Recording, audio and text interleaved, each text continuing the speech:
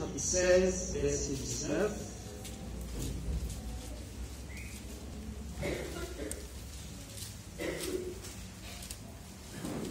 1 Corinthiens, chapitre 16, verset 19.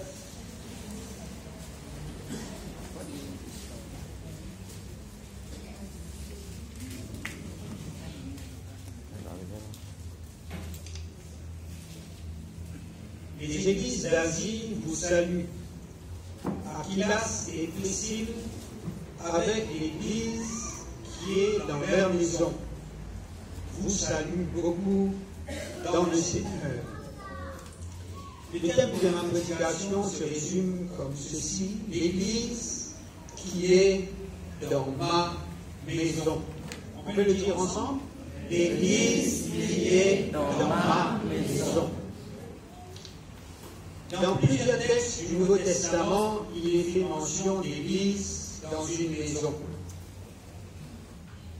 Il faut réaliser que au début de la chrétienté, pas rien de bâtiment d'église.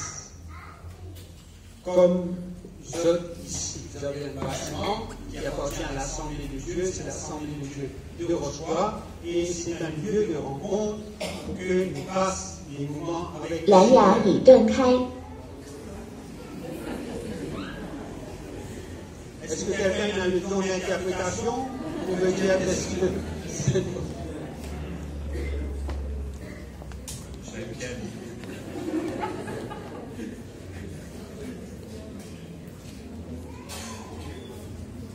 Alors donc les églises, il n'y avait pas de bâtiment d'église au début de la chrétienté. Donc les églises, c'est-à-dire, les églises, ce n'est pas des bâtiments, hein. Les églises sont ceux qui ont été appelés hors du monde, hors des ténèbres, et qui appartiennent au peuple de Dieu. À cette époque-là, le peuple de Dieu se rencontrait dans les maisons. C'était une pratique courante que l'église primitive se réunissait dans une des maisons de ses membres. C'est un petit peu comme nos cellules de prière, dans les cellules de maison. Mais nous sommes capables de donner un sens différent à cette église qui est dans ma maison. Cela peut signifier qu'il peut y avoir une église dans chaque maison.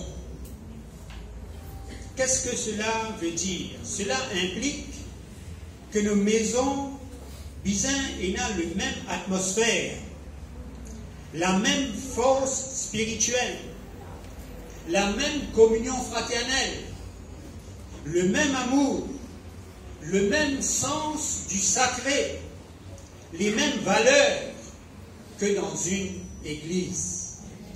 En fait, la première église, c'est notre maison.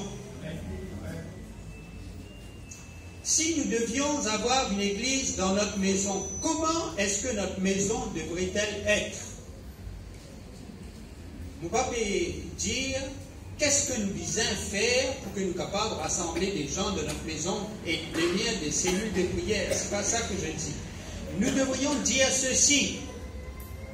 Quand nous nous rencontrons en tant que famille, nous nous rencontrons comme dans une église.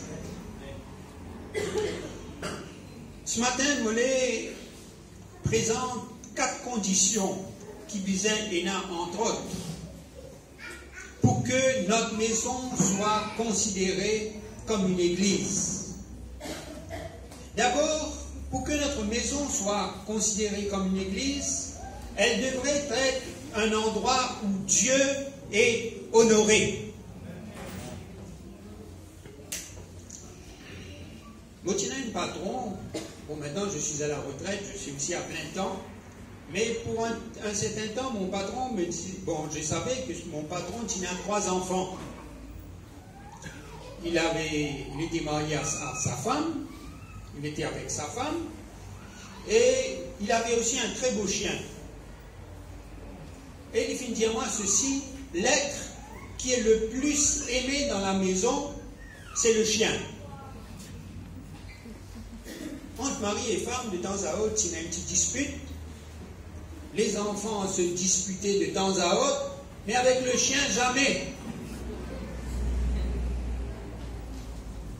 posons-nous la question, donne-nous la case si nous sommes chrétiens. Quelle est la personne qui devrait être la plus honorée? N'est-ce pas le Seigneur? Il ne s'agit pas d'honorer Dieu du bout des lèvres. C'est par notre témoignage que nous devons l'honorer. L'adoration doit former partie intégrante de notre vie personnelle comme dans notre vie de famille. Les valeurs chrétiennes besoin être pratiquées dans nos maisons. La Bible besoin a une place prépondérante dans notre maison, une place importante. Un jour, il y a un pasteur qui vient visiter une famille, un couple. C'était un vieux couple. Alors, il finit parler avec eux. Et après quoi, il finit demander si je n'ai la Bible, amène un petit coup, il va citer un verset qui va s'appliquer à leur vie comme encouragement.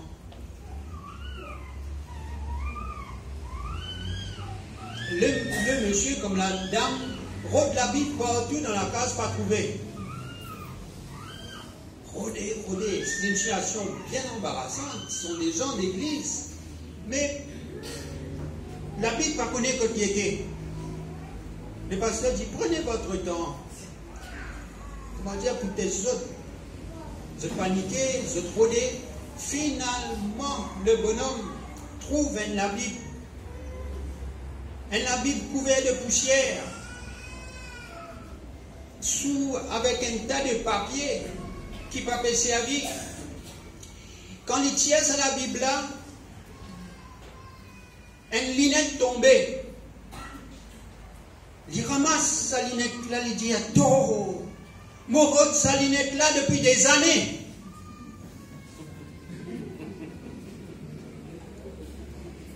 Depuis des années, lunette derrière la Bible. Et la Bible pas fini ouverte. Et ensuite, le pasteur dit, je suis besoin lire la Bible un peu plus souvent.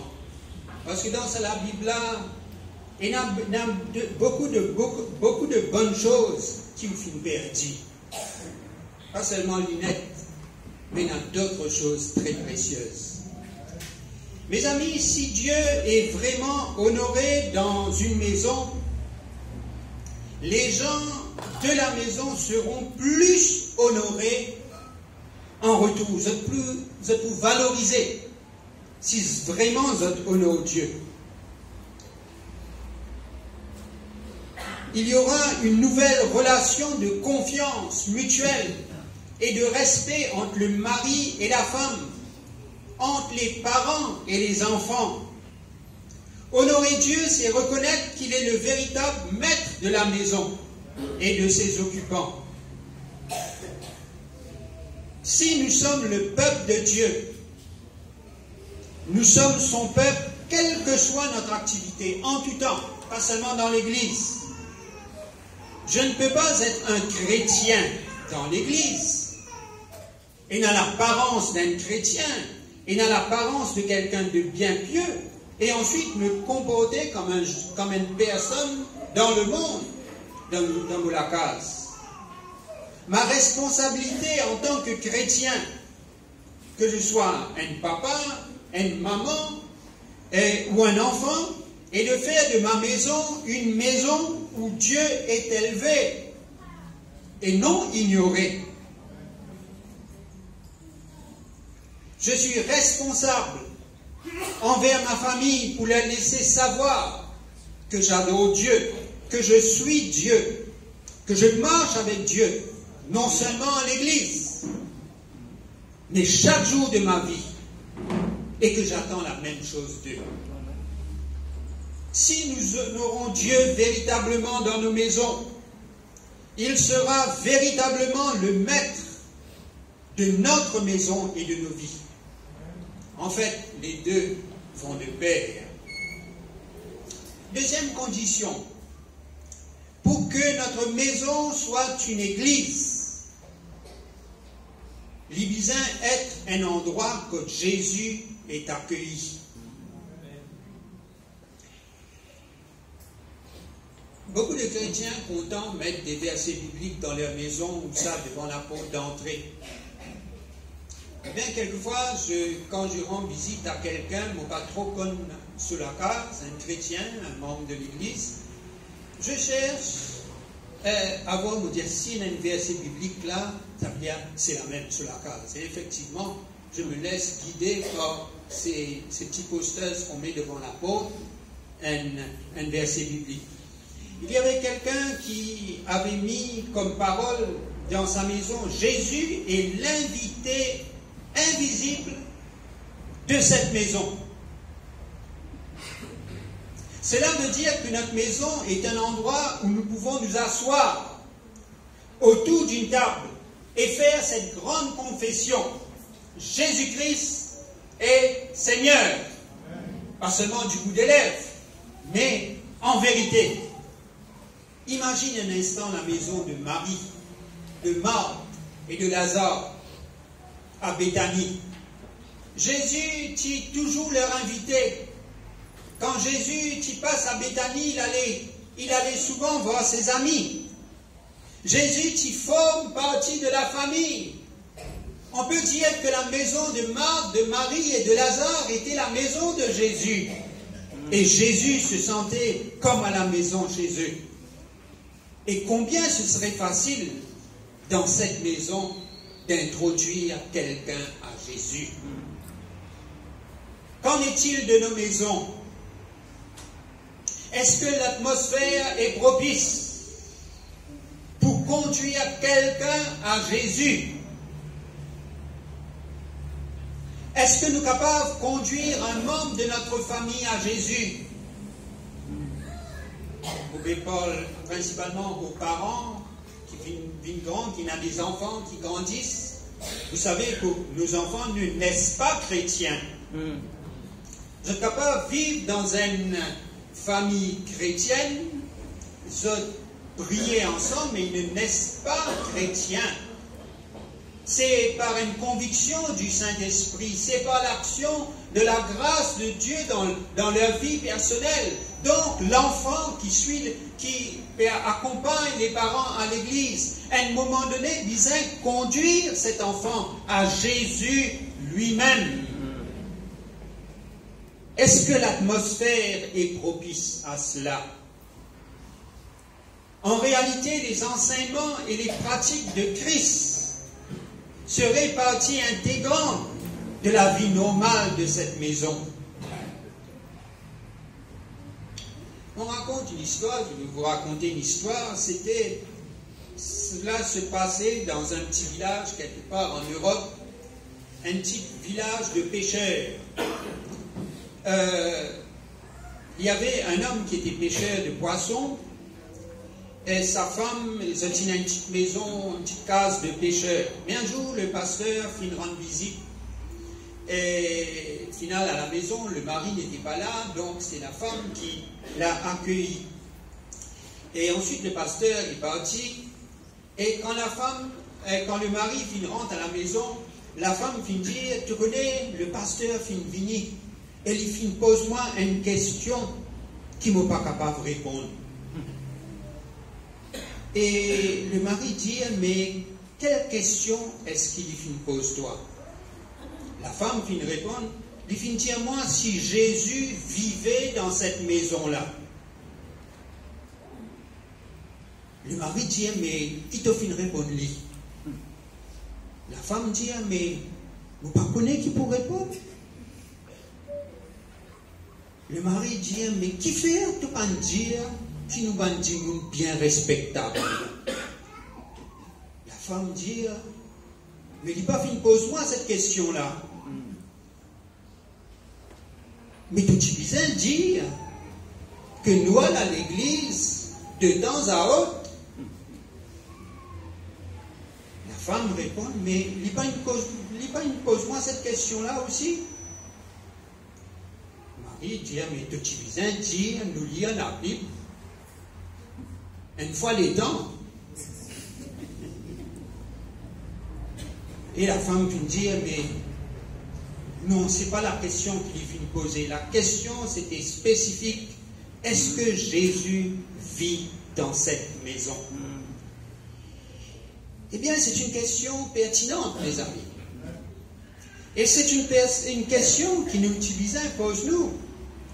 Est-ce que Jésus vit dans notre maison? Y a-t-il une évidence dans notre maison qui prouve que Jésus y vit? Sur nos visages, par nos attitudes de cœur, par les choses qu'il nous dit et par les choses qu'il nous fait. Est-ce qu'il nous est capable de dire et montrer que Jésus vit dans cette maison? Troisième condition que je veux citer. Pour que notre maison soit une église, elle devait être un endroit où l'amour est pratiqué. L'amour est fondamental à la chrétienté, à la vie chrétienne. Jésus commande-nous de nous aimer les uns les autres comme il nous a aimés. Chaque foyer chrétien besoin être imprégné par un tel amour. Chaque foyer, en principe, commence par un type d'amour. L'amour romantique, n'est-ce pas?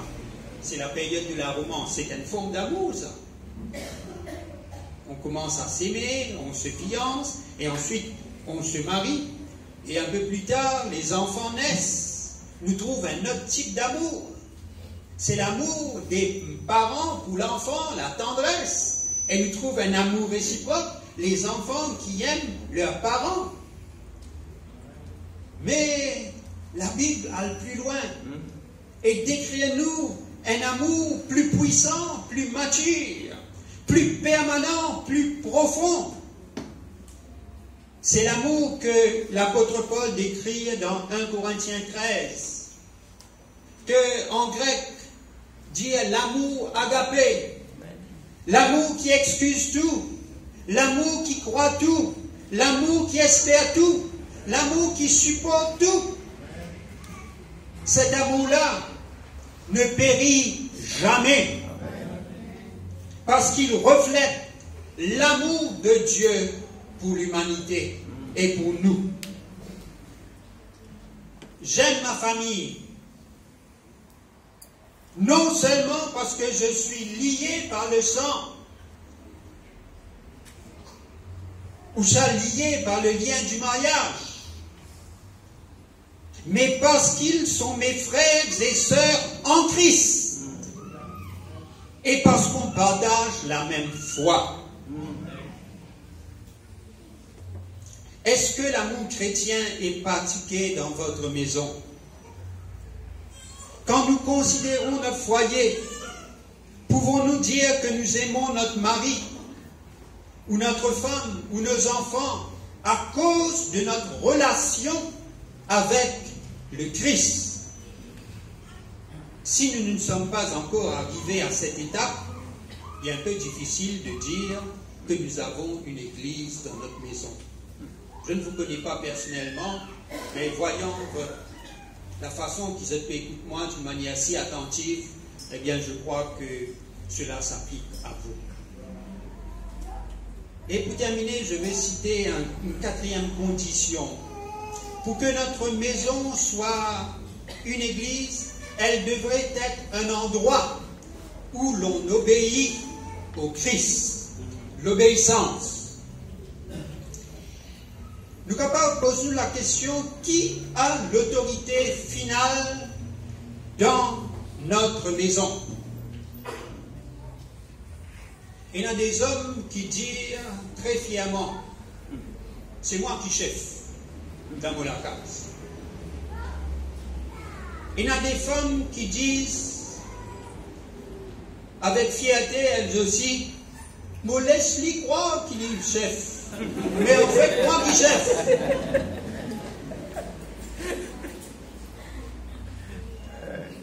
Je connais des foyers ou c'est le mari qui domine avec bâton d'une manière dure, avec la femme, avec les enfants. Je connais aussi des maisons quand les maris ne remplissent pas leur rôle et c'est la femme qui assume toutes les responsabilités dans la maison. En fait, c'est elle qui a la charge. Mais vous connaissez des foyers quand ce sont les enfants qui cheffent. C'est autres qui est difficile pour contrôler. Les enfants turbulents, les enfants rebelles, et c'est quand les parents finissent abdiquer devant les enfants. Mes amis, mais en vérité, l'autorité finale dans notre maison appartient à Jésus. Nos enfants, en grandissant, devraient pouvoir dire, ou ça se poser la question, est-ce que papa et maman approuvent cela? Mais plutôt, c'est besoin de dire, est-ce que Jésus est d'accord avec ça? Parce que vous savez que papa et maman peuvent avoir tort. Je suis capable de dire oui pendant que le Seigneur n'approuve pas une telle ou telle chose. Quelqu'un qui ne connaît pas vraiment la volonté de Dieu peut laisser les enfants entrer dans un chemin qui ne soit pas droit. Le mari aussi peut se poser la question. Il ne devrait pas dire, est-ce que ma femme sera en colère si je dépense mon argent de telle ou telle façon, mais plutôt dire, est-ce que Jésus serait d'accord avec moi si je dépense mon argent ainsi? Et la femme aussi. Peut-être qu'il y a quelques activités. La question n'est pas, est-ce que mon mari serait d'accord, mais est-ce que Jésus serait d'accord? Mes amis, si nous, parents, nous vivons notre vie dans l'obéissance de Christ, nos enfants le verront et commenceront à nous imiter. Laissez-moi terminer et conclure et dire que c'est tout à fait possible d'avoir une église dans notre maison. En fait, c'est notre devoir et c'est notre responsabilité de maintenir l'atmosphère d'une église dans notre maison. Quand nous pratiquons l'amour de Dieu dans notre maison, nous prouvons que nous sommes vraiment attachés à Jésus-Christ. Que le Seigneur bénisse chacun d'entre nous. Gloire à toi.